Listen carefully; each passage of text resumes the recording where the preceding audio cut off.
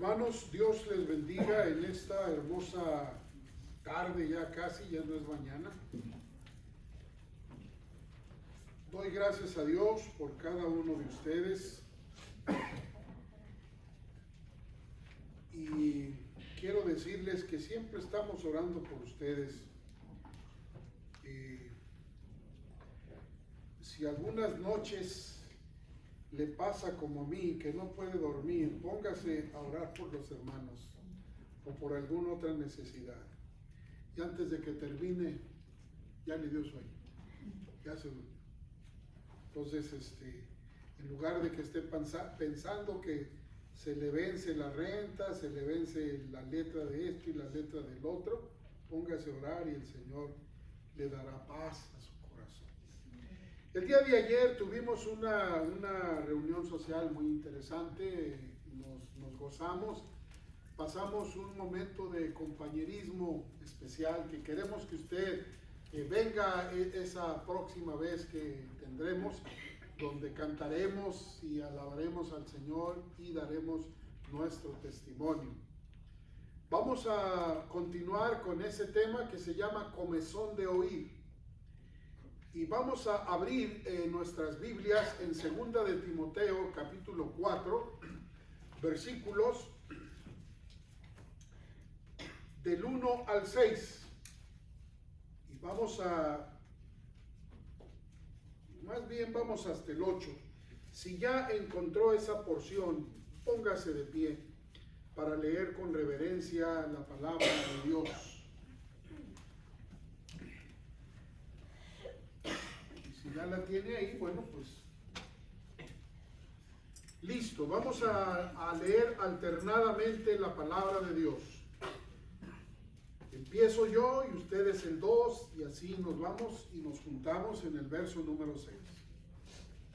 Dice, en el 8, perdón, dice la palabra de Dios: te encarezco delante de Dios y del Señor Jesucristo, que juzgará a los vivos y a los muertos en su manifestación y en su reino. Que prediquéis la palabra, que instes a tiempo y fuera de tiempo, redarguye, reprende, exhorta con toda paciencia y doctrina. Porque vendrá tiempo cuando no sufrirán la sana doctrina, sino que teniendo comezón de oír, se amontonarán maestros conforme a sus propias concupiscencias. Y apartarán de la verdad el oído y se volverán a las fábulas. Pero tú sé sobrio en todo, soporta las aflicciones, haz obra de evangelista, cumple tu ministerio. Porque yo ya estoy para ser sacrificado y el tiempo de mi partida está cercano. He peleado la buena batalla, he acabado la carrera, he guardado la fe. Por lo demás, me está guardada la corona de justicia, la cual me dará el Señor, juez justo en aquel día, y no solo a mí, sino también a todos los que aman su venida. Dios bendiga su palabra. Oremos, hermanos. Padre celestial, gracias te damos por tu bendita palabra, que nos exhorta, nos enseña, nos anima y nos reprende.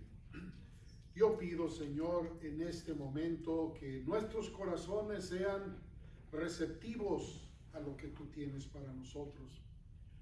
Y estamos tomando la autoridad delegada en el nombre todopoderoso de Jesús para atar cualquier espíritu diabólico que trate de venir a robar o a distraer lo que vamos a oír de tu palabra. Lo echamos fuera, Señor, y declaramos victoria en el nombre todopoderoso de Jesús. Amén. Amén. Pueden sentarse, hermanos.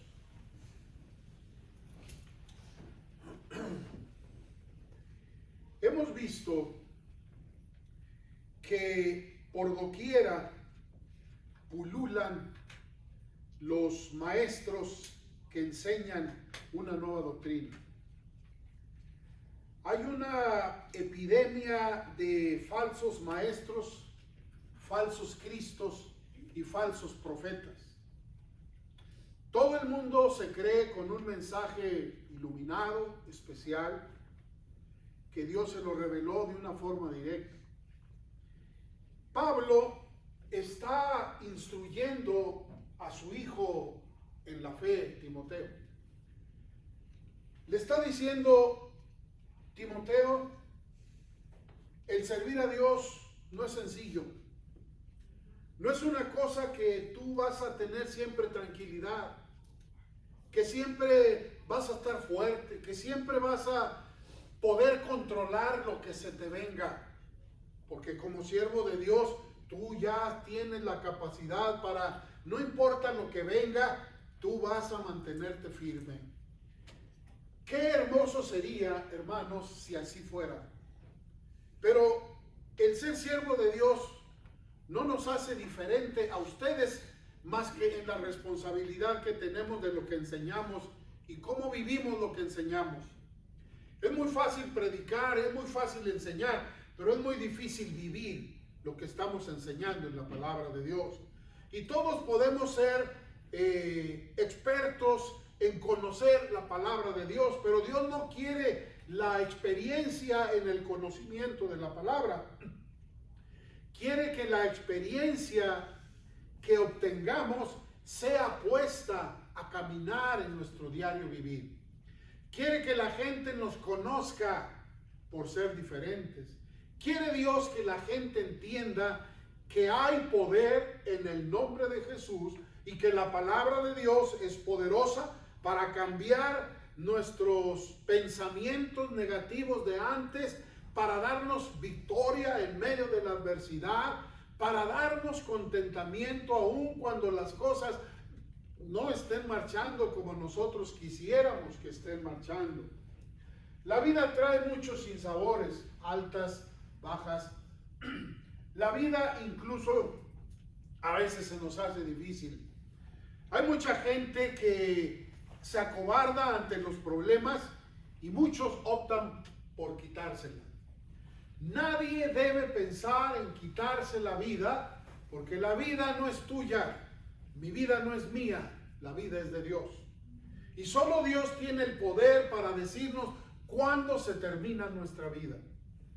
Yo no soy para decir, si aunque fuera médico y alguna persona estuviera en las últimas, tampoco tengo yo la autoridad para aplicarle la eutanasia.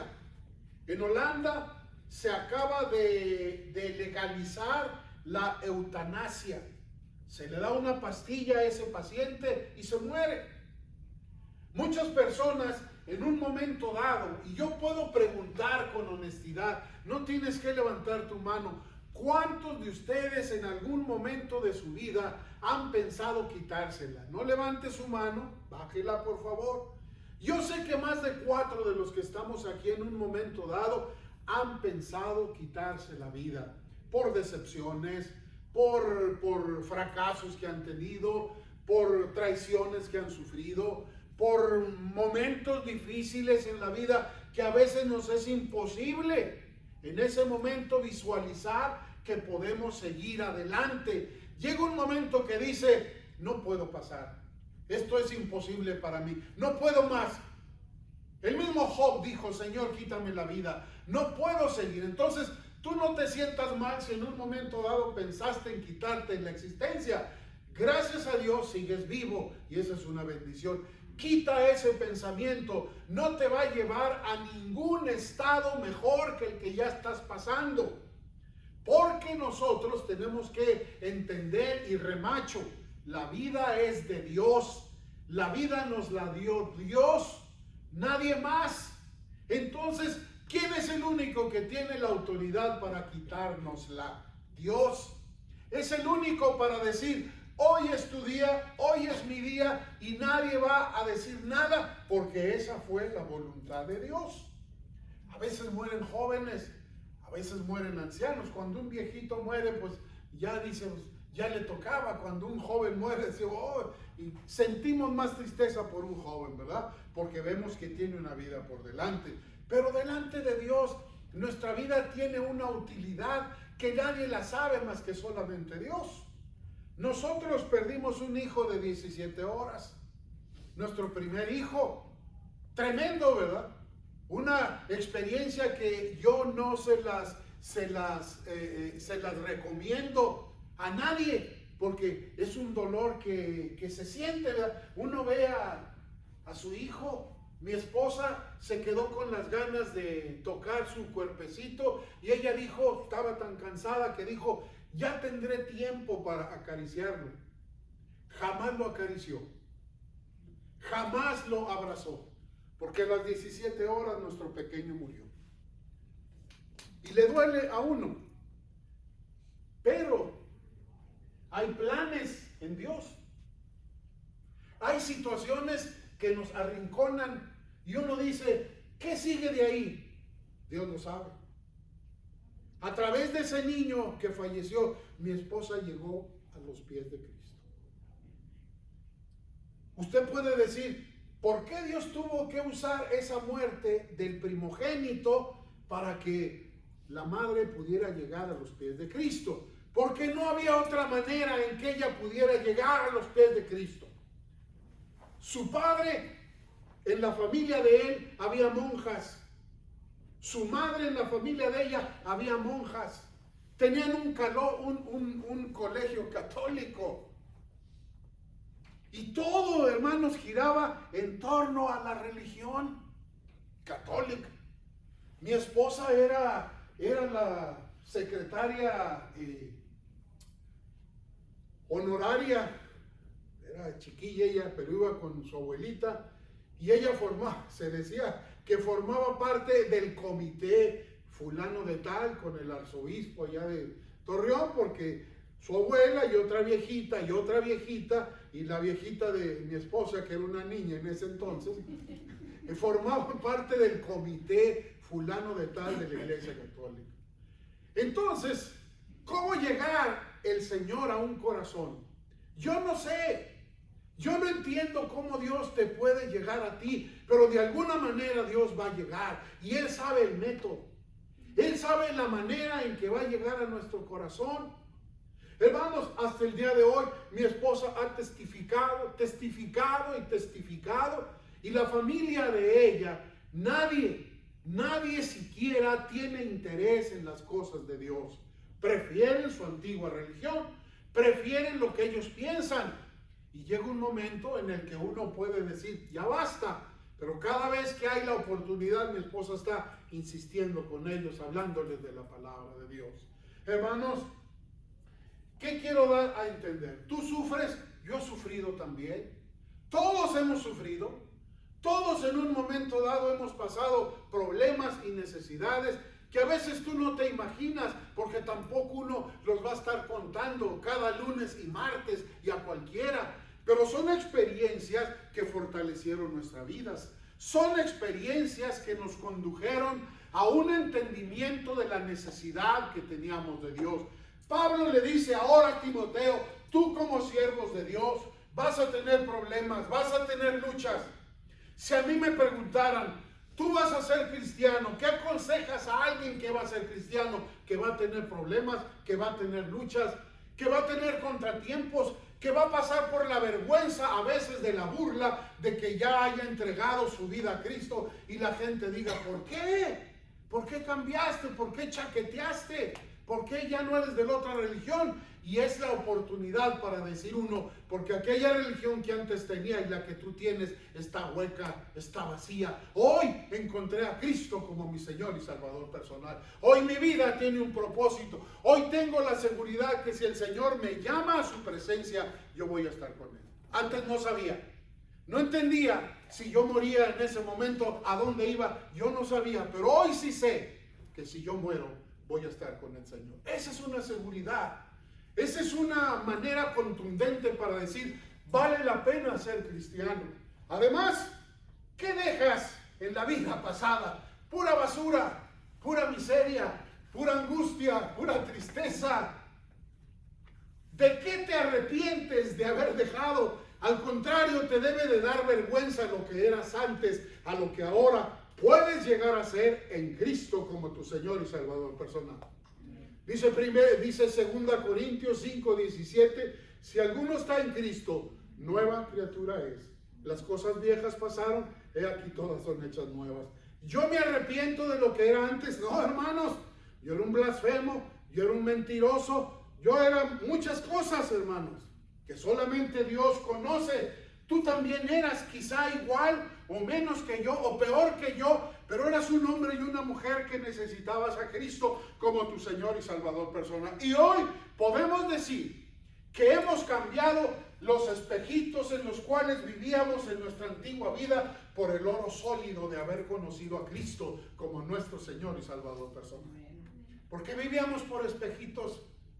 En cambio, hermanos, el Señor nos da oro sólido.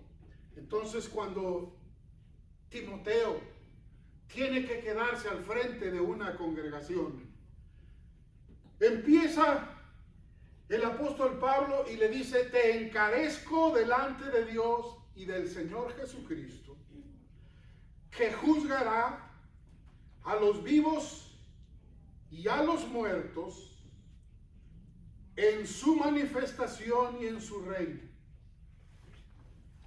Te encarezco, te pongo en evidencia delante de Dios y del Señor Jesucristo, que juzgará a los vivos y a los muertos en su manifestación y en su reino. Hay un juicio. En nuestro diario vivir no pensamos en el juicio de Dios. Muchas personas que oyen el Evangelio y que se les hace una invitación y que ya no tienen otra salida, ¿cómo se llama a esa palabra que cuando no queremos tomar una decisión, aunque es obvia? ¿Qué ponemos? Empieza con él. Excusas. Excusas. Yo voy a excusarme. Yo voy a eludir el compromiso de entregarme al Señor poniendo una excusa. ¿Crees tú que delante de Dios la excusa es válida? No, hermanos. Yo no puedo decir: ¿qué pasó? ¿Por qué hay eso? Simplemente Dios me va a decir: a ti te llamé, a ti te hice la invitación. Yo no te estaba preguntando: ¿ya te fijaste cómo viven los otros que dicen ser mis hermanos, mis hijos? ¿Ya te fijaste cómo vive el pastor fulano de la iglesia fulana? No, hermanos, el Señor no nos ha llamado a investigar las vidas de los demás. El Señor nos ha confrontado con nuestra vida cuando nos llama, cuando nos invita. Al Señor no le interesa a nadie más que tú y yo en ese momento, porque tenemos que tomar una decisión, y la decisión se debe basar no en lo que otros digan o en lo que otros piensen o en lo que otros estén viviendo, sino en que yo tengo la responsabilidad delante de Dios de decir sí o no a lo que Cristo me ofrece en ese momento. Pablo le dice a Timoteo: tú estás delante del Dios de vivos y muertos. Un día vamos a ser juzgados. Un día, como en una pantalla, pasarán nuestros pecados. Para Dios no hay sitios oscuros. Para Dios todo es luz. Para Dios todo es hecho en plena certidumbre de claridad, para no decir: ese no era yo, ese me parezco, ese es un clon mío, ese no, el Señor tiene todas nuestras características peculiares, así como las huellas digitales no se parecen a las de ninguno. Así Dios tiene nuestra característica bien definida de cada uno de nosotros, y sabe lo que hemos hecho, y no solo lo que hemos hecho, lo más importante, lo que hemos pensado. Pecamos más con el pensamiento que con las palabras, porque nos da miedo, nos da temor hablar de alguien por las represalias, pero pensar de alguien no hay problema, porque tú puedes pensar lo que te dé tu gana de quien quieras, pero Dios nos va a juzgar. Dios nos va a llamar a cuentas aún de lo que hemos pensado. Y hermanos, le dice Pablo: fíjate que tienes que recordar tu llamado. Aunque se dirige a los líderes, yo me quiero dirigir a aquellos que ya han sido llamados por el Señor a la salvación, y aquellos que están siendo invitados a la salvación. Recuerda quién te está llamando. Recuerda que es Dios el que te está dando la oferta de salvación. La iglesia no te salva, el pastor no te salva, la doctrina no te salva, la Biblia no te salva. Es Dios en Cristo derramando su sangre por cada uno de nosotros. Y ese es el sello de garantía más hermoso que podamos tener. La sangre preciosa de Cristo nos limpia de todo pecado. ¿Cómo estaba Pablo? Ve al versículo 6 conmigo. Dice: porque yo ya estoy para ser sacrificado y el tiempo de mi partida está cercano. Pablo era un prisionero en ese momento y se acercaba el fin de su vida. Pablo había querido visitar Roma en otras circunstancias, pero lo visitó siendo un prisionero, encadenado, y fue metido a un calabozo. Los calabozos en aquel entonces eran sótanos oscuros, húmedos, insalubres, sin ventilación. Imagínate nada más qué pecado había cometido Pablo: conocer a Cristo como su Señor y Salvador personal. ¿Qué pecado había cometido Pablo? Predicar a Cristo y a este crucificado. ¿Qué delito había cometido Pablo? Proclamar abiertamente la salvación gratuita por medio de la fe en la gracia de nuestro Señor Jesucristo. Ese era el pecado de él, ese era el delito, ese era el crimen que había cometido Pablo, y ahí estaba metido en una mazmorra junto con otros criminales. No había diferencia de un criminal a otro criminal. Pablo estaba mezclado entre los más duros asesinos, los más duros individuos. Ahí estaba Pablo, preso juntamente con ellos por el delito de haber sido cristiano. Ilógico, ilógico, impensable, impensable. Sin embargo, ahí estaba Pablo. Se quejaba Pablo, lloraba Pablo, gemía Pablo por lo que estaba. No, hermanos, Pablo era como el cisne que canta al presentir la muerte. Un cisne canta cuando sabe que va a morir. Si no lo sabías, y si tienes la oportunidad de observar a un cisne, el cisne canta cuando presiente que va a morir. Un cristiano debe cantar cuando presiente que va a la presencia de Dios. Suena difícil de entender. Suena ilógico a nuestra mente natural entender que hay gozo en la partida para estar con el Señor y dejar este mundo de angustias, de decepciones y de sinsabores sin fin. Hay gozo pleno en el Señor. Y le dice Pablo: yo ya estoy para ser sacrificado. Yo ya cumplí con la tarea que el Señor me encomendó. Mi vida tiene poco espacio. Ya no me queda mucho tiempo y quiero utilizarlo de la mejor manera posible. No gimiendo, no lamentando, no, hermanos, renegando de la situación como muchos de nosotros lo hacemos. Siempre que algo no va conforme nosotros queremos, renegamos. Reclamamos a Dios: ¿por qué a mí? ¿Por qué me pasa esto? ¿Por qué yo tengo que pasar esta y estas cosas? Dios no se equivoca en lo que pasa, mis hermanos. Dentro de ti hay un hombre y una mujer testaruda.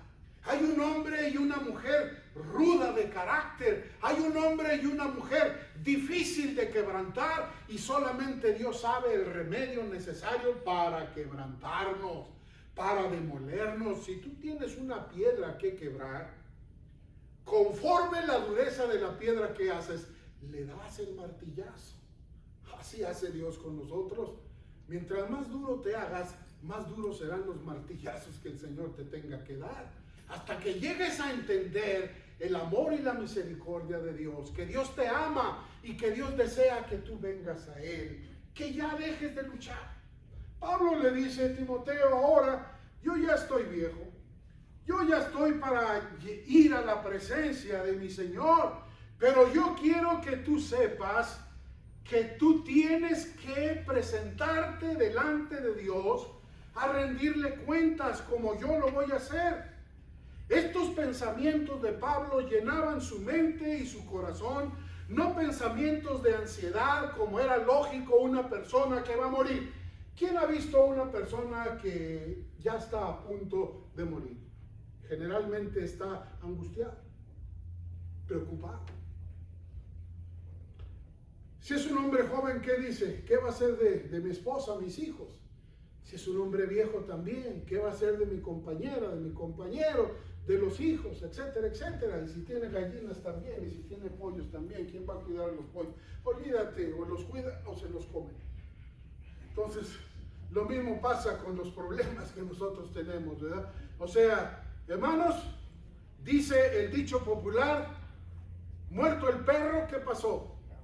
Se acabó la rabia. A menos que te haya mordido, entonces te la contagió. Pero casi uno tiene mucho cuidado de que no le muerde un perro, ¿verdad? Entonces, murió el perro, se acabó la rabia. Muero yo, se acabó el problema, porque el Señor tenía algo conmigo y me llamó a su presencia. Y yo tengo que responder delante de Él. No por ella, no por nadie, sino por mí mismo. ¿Cómo hice yo con las personas que me rodeaban? ¿Cómo viví yo con las personas que el Señor me dio el privilegio de vivir? Esa es la clave que debe de prepararnos para vivir en una manera justa y honesta, no solamente delante de los demás, sino delante de la presencia de Dios. Tú te ocultas de mí, yo me oculto de ti, pero ni tú ni yo podemos ocultarnos de la presencia de Dios. Pablo le dice, yo pronto voy a rendir cuentas. Y dice, yo tengo una urgencia, Timoteo. Yo quiero decirte que la comisión que te ha dado Dios es y será seria. El ser cristiano es una cosa seria, hermanos. Es una cosa que debemos tomarla con suma reverencia. El ser hijo de Dios no es cualquier hijo de vecino. El ser hijo de Dios es un privilegio ser hijo de Dios. Es un gozo ser llamado hijo de Dios. Es una estima muy alta que el Señor tenga a bien salvarnos, perdonar nuestros pecados. ¿Hay dinero que alcance para pagar nuestros pecados? No lo hay, hermanos. No existe una cantidad por muy grande que podamos juntar para pagar por nuestros pecados, nuestras fallas, nuestros errores, nuestros actos mal hechos o mal intencionados. No lo hay, solamente la sangre preciosa de Cristo aplicada a nuestro favor en el momento del arrepentimiento. Hay perdón en el nombre de Jesús y hay perdón de pecados en la sangre que Él derramó en la cruz del Calvario. Pablo tenía la urgencia de decirle al joven Timoteo que la comisión que había recibido de Dios es y era seria.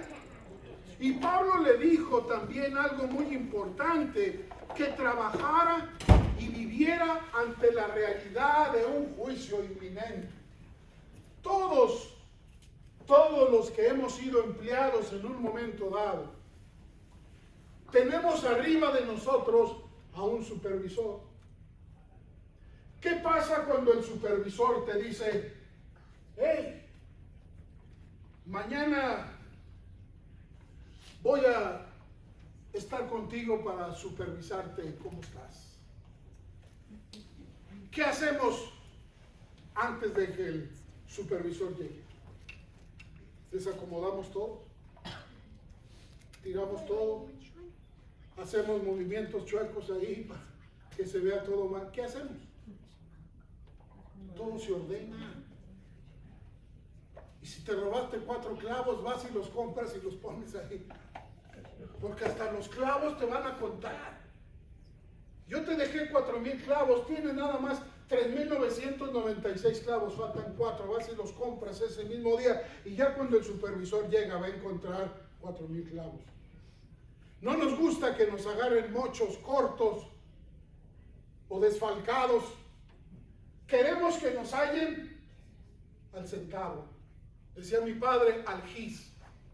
Yo no sé qué decía, pero él daba a entender al gis, que todo perfecto, que todo estuviera bien. Y hermanos, ¿sabes tú si hoy vas a ir a la presencia de Dios? ¿Quién sabe?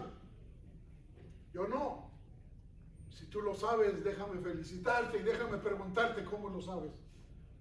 Entonces, como no sabemos cuándo nos va a tocar a auditoría, hay que tener las cosas en orden. Hermanos, ¿quién de ustedes sabe que en este momento nos están robando?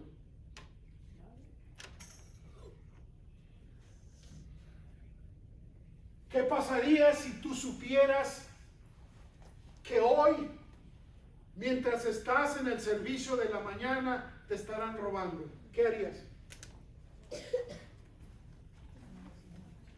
¿Qué, perdón? No vendría. Si en días normales no vienes, pues venos cuando sabes que te roban, pues menos vienes, ¿verdad? Ahí te quedas clavado haciendo guardia porque te van a robar.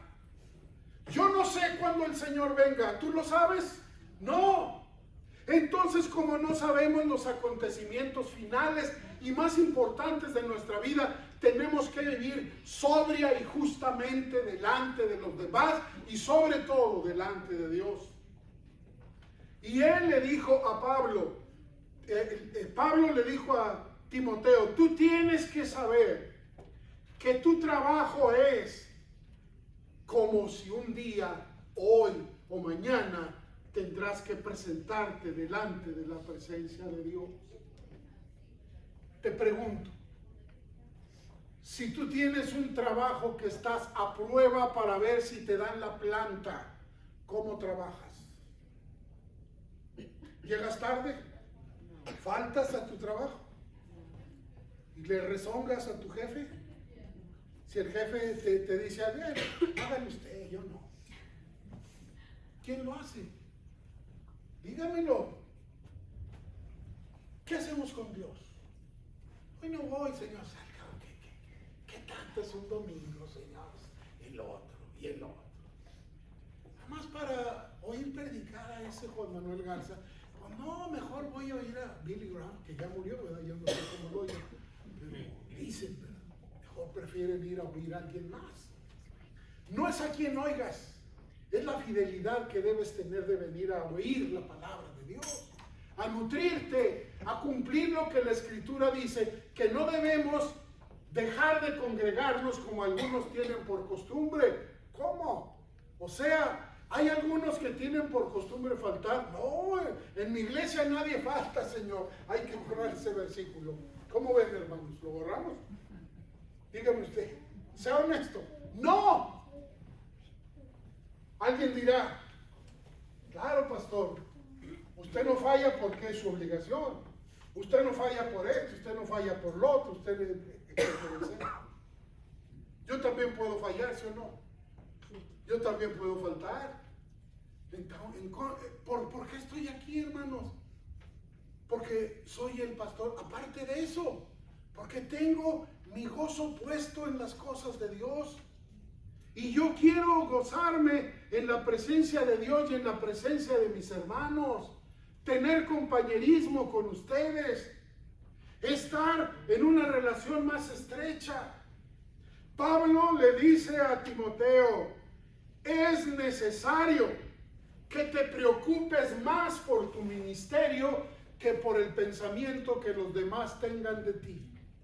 A veces nos interesa mucho la opinión de los demás. Mira, yo no voy a la iglesia tan seguido porque en mi casa me critican y dicen que ya parezco cucaracha de iglesia, que no falta un domingo sin que esté ahí en la iglesia. Entonces, pastor, hermanos, un domingo voy a venir y otro tampoco y al otro sí. Porque ya me traen que soy un fanático, que soy una fanática, que qué me están dando ahí, que estás enamorada del pastor, que estás enamorada de la esposa del pastor, que la hija del pastor te gusta, etcétera, etcétera. Y por eso estás ahí. Mire, hay 1,000 pretextos para no venir a la casa de Dios. ¿Está de acuerdo conmigo? ¿O estoy diciéndole una mentira? Dígamelo. Hay 1,000 excusas para no ser fieles a la casa de Dios. Hoy te puedes enfermar y tienes el privilegio de decir, no voy a la iglesia, estoy malo, pastor, no puedo hablar. Pues cuando hablas, nomás ven y oye. No me digas, es que estoy solo. No, eso es cuento. Pero mañana que te toca trabajar, ¿qué haces?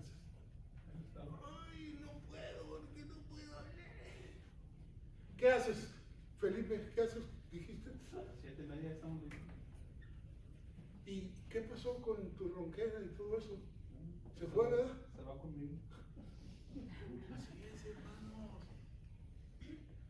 Personas que el domingo se levantan así, ay, no, el riñón. Ay, no, la gota. Mejor di la gota de pretextos que pones para no venir a la iglesia. Porque eso es, hermanos, una gota de problemas que se aglutinan para impedirte. Haz de cuenta que traes una bola de hierro con una cadena y no puedes. Mire, pastor, no puedo caminar. Pues mire para dónde me voy. Mire, es todo lo que puedo caminar. Pretextos, excusas. Y a veces, hermanos, la opinión de los demás hace un efecto sobre nosotros negativo. Hermanos, cuando andábamos en el mundo y que no faltábamos a los juegos de dominó o de billar, ¿dónde se juega el dominó y el billar generalmente? ¿Dónde, hermano Germán? Dígalo, pues en las cantinas, hermano. No sabía, yo le dije, en las cantinas. ¿Eh? ¿Qué es eso? ¿Qué es eso? ¿Qué es eso? Fallabas al billar, fallabas al dominó, fallabas al póker. No, ahí estabas, fiel y puesto. Y te daba pena que te dijeran tus compañeros, ay, ¿por qué no viniste, hombre? Ya ni la haces. Pero a la iglesia, no, pues me da vergüenza, no, pues este y que el otro, y que no se me secaron los pantalones, y que los calcetines estaban mojados todavía, etcétera, etcétera. El perro cogió mi único par de zapatos y los mordió y me dio vergüenza venir así. Tantas cosas, hermanos, que te sorprende las excusas que ponemos para no venir a las cosas de Dios.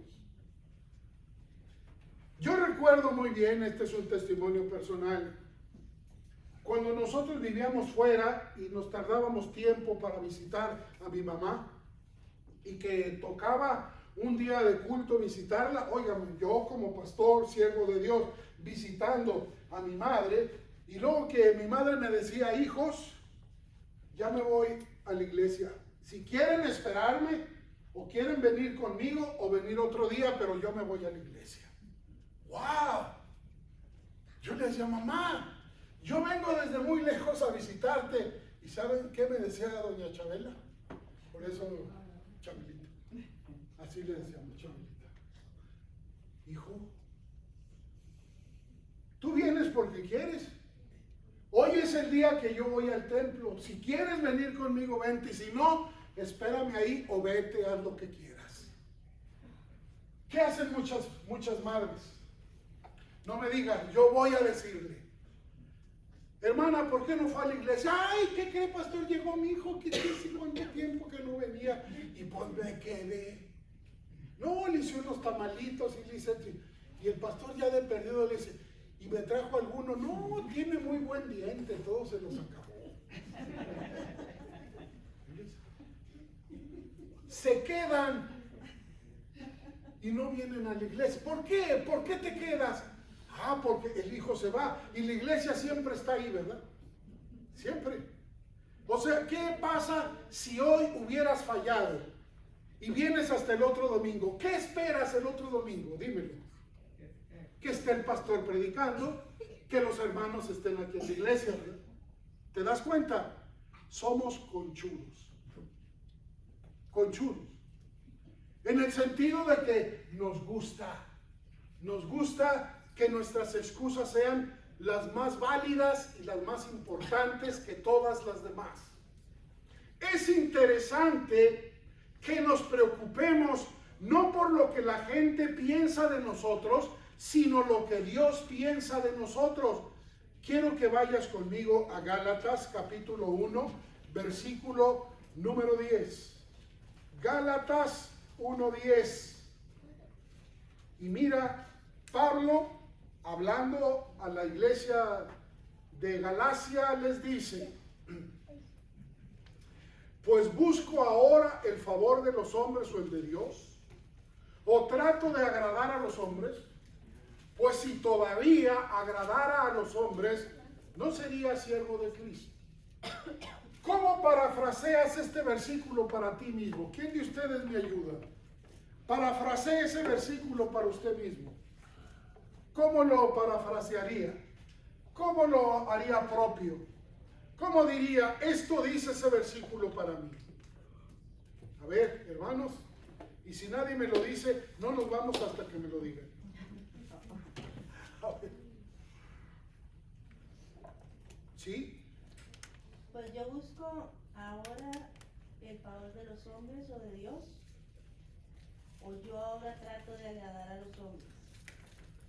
Pues si todavía agradara a los hombres, no sería siervo de Cristo. ¿Cómo lo aplicaría usted?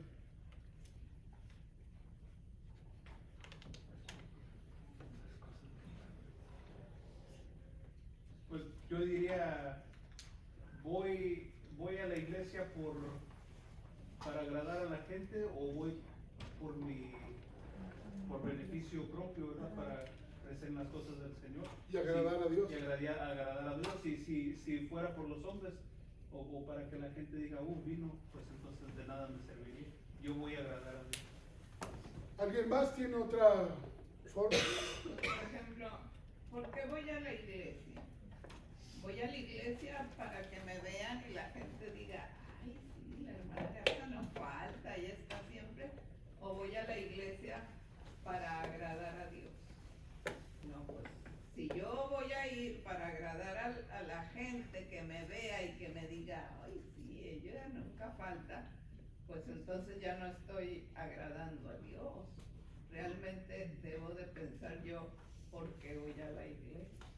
Si es para Dios, ahí debo de estar. O si es para los hombres, pues realmente no estoy alabando y agradando a Dios.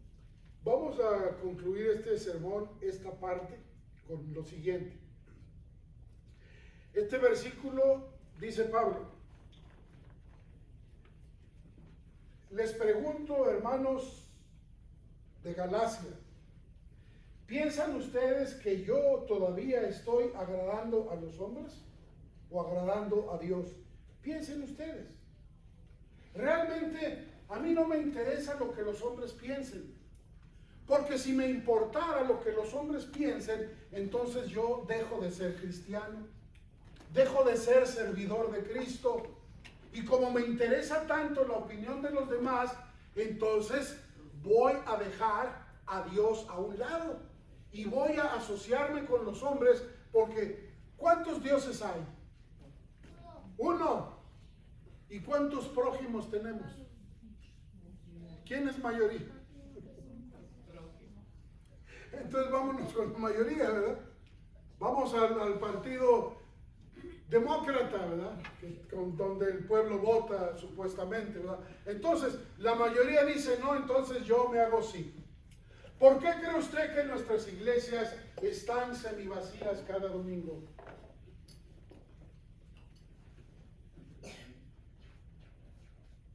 Por entretenimiento, una alternativa a las cosas de Dios. Hay cosas que compiten con la iglesia. Cuando yo tengo un problema, ¿por qué no voy al estadio cuando están jugando los Dallas Cowboys y tal? Escúchenme, hoy domingo quiero que oren por mí. Tengo un problema, tengo una necesidad muy grande, por eso estoy aquí. ¿Cómo le diríamos a esa persona que se pone ahí en el estadio de los Cowboys gritando eso? Vaya a la iglesia. Aquí no oramos. Hermanos, hay cosas que podemos hacer fuera de la iglesia y hay cosas que solamente se hacen dentro de la iglesia. Dice Felipe que qué bendición sería un día que la iglesia Filadelfia comprara boletos para ver un partido de los Cowboys. Es el sueño imposible. Que todos, aquí está la iglesia Filadelfia todavía viendo un partido de los Cowboys contra las Águilas de Filadelfia. Hermanos, hay muchas competencias. ¿Cuándo se ponen más suaves los garage sale? Los domingos. ¿Por qué los lunes no? O los martes. ¿Por qué, hermanos? Todos los deportes generalmente son los domingos. ¿Por qué, hermanos, las mejores ofertas de las tiendas en los centros comerciales son los domingos? Tratan de captar a la gente. Tratan de llamar la atención a todo y la gente está pensando en algo más atractivo que la iglesia. Quiero hacer una fe de erratas. ¿Qué es una fe de erratas? Una fe de erratas es corregir un error. Y el error que voy a corregir es la predicación de la semana pasada, donde yo dije que el canto de las sirenas era escuchada por Hércules y los que iban en la embarcación. No, hermanos, no era Hércules, era Ulises. Ulises era el que llevaba esa embarcación según las novelas o las historias del filósofo griego Homero, que narró en los dos libros llamados la Ilíada y la Odisea. No era Hércules, era Ulises. Ulises, hermanos, era. Entonces, ya hecha esta corrección, paso a que concluyamos el sermón de esta mañana.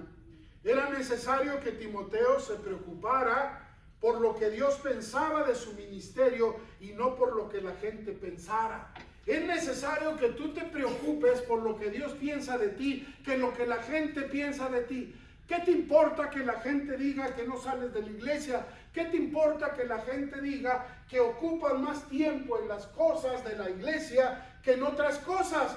Porque en la iglesia hay compañerismo, porque en la iglesia se da palabra de vida, se da palabra de aliento, se consuela uno hablando con los hermanos, pidiendo que oren por una necesidad específica, porque, hermanos, somos una familia en Cristo Jesús, Señor nuestro. Amén. Pablo dice, yo ya dejé de buscar el favor de los hombres, ahora busco el favor de Dios. Yo te invito a que dejes de agradar a los hombres. Te critican porque vienes a la iglesia. El día que tú mueras, ellos votarán para que no vayas al infierno. Quiero preguntarte, no, que no vaya al infierno porque era nuestra cuatacha, nuestro cuatacho, era muy suave, era donde se hacían las carnes asadas ahí en su casa, etc. No, que no vaya al infierno. Y entonces Dios va a decir, oh, está bien, no va a ir al infierno. No, hermanos, Dios no actúa por mayoría de votos ni de votas. El Señor actúa según su palabra. Entonces nosotros tenemos que ser conscientes de que ya no buscamos agradar al hombre, sino agradar a Dios. Y tenemos un día, nos guste o no, tener que dar cuenta a Dios de nuestros actos. Oremos. Padre, haznos conciencia de que un día estaremos delante de ti para dar cuenta de nuestros actos mientras estábamos en vida. Hipócritamente vivimos, honestamente vivimos, engañamos a alguien o fuimos sinceros. Solo tú lo sabes, Señor, y nosotros también. Quita, Señor, si hay hipocresía en nuestro corazón. Quita, Señor, si hay miedo, si hay temor a vivir para ti y a buscar agradarte a ti. Porque tú, Señor, hablas tan claro que no nos queda más alternativa, puesto que tú dices, de tal manera amó Dios al mundo que envió a su Hijo unigénito para que todo aquel que en él crea no se pierda, mas tenga vida eterna. Qué fácil es eso. Creer en ti nos da la salvación. Creer en ti nos da el perdón de nuestros pecados y nos da la seguridad de que vamos a estar contigo por toda la eternidad cuando se acabe nuestro tiempo aquí. No abra sus ojos, no levante su cabeza. Siga pensando, o si está orando, siga orando por alguna persona que está en la congregación que tiene que hacer una decisión para la honra y la gloria del Señor.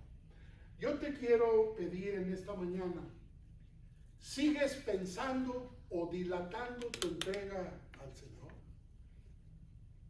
¿No crees tú que ya es tiempo de que te entregues al Señor? De que le digas, Señor, aquí estoy.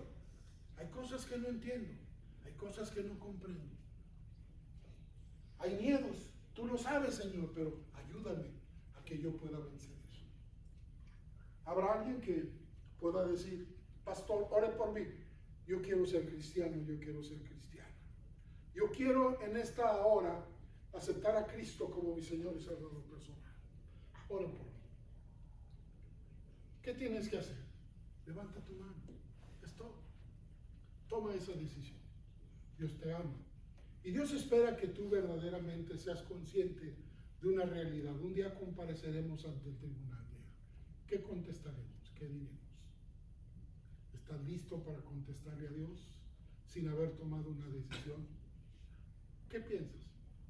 ¿Es tiempo para ti de que hoy te entregues a Cristo? Levanta tu mano. Oraremos por ti. ¿Habrá alguien que nunca haya tomado esta decisión? Otros que ya la han tomado y que son conscientes de que le han dado más importancia a la opinión o al qué dirán de los hombres que a lo que Dios diga, y que han dejado de ser fieles y de ser constantes en las cosas de Dios, pero hoy en esta mañana quieren decir, Señor, quiero serte fiel, quiero ser constante, quiero verdaderamente ser responsable de hoy en adelante de mi relación contigo. Levanta tu mano, queremos orar por ti. ¿Habrá alguien? Amén, gloria a Dios. Alguien más en esta mañana que pueda decir, ore por mí, pastor. Yo quiero que el Señor me ayude a ser más consagrado, más consagrada, más constante, más fiel a las cosas de Dios. ¿Habrá alguien más? Levante tu mano, si así es. Señor, bendice esta mano y de esta persona que la ha levantado. Dale, Señor, la fuerza, el carácter, la decisión, la determinación de llevar a cabo con tu ayuda, Señor, el vivir cerca de ti. Consagrarse más a ti. Los demás que están pensando en tomar una decisión, extiende tu misericordia y dales la oportunidad, Señor, en el tiempo que tú consideres oportuno. Mientras tanto, te agradecemos la palabra que nos has dado y te rogamos, Señor, que la podamos meditar y que nos lleves a nuestros hogares en paz. En el nombre de Jesús oramos.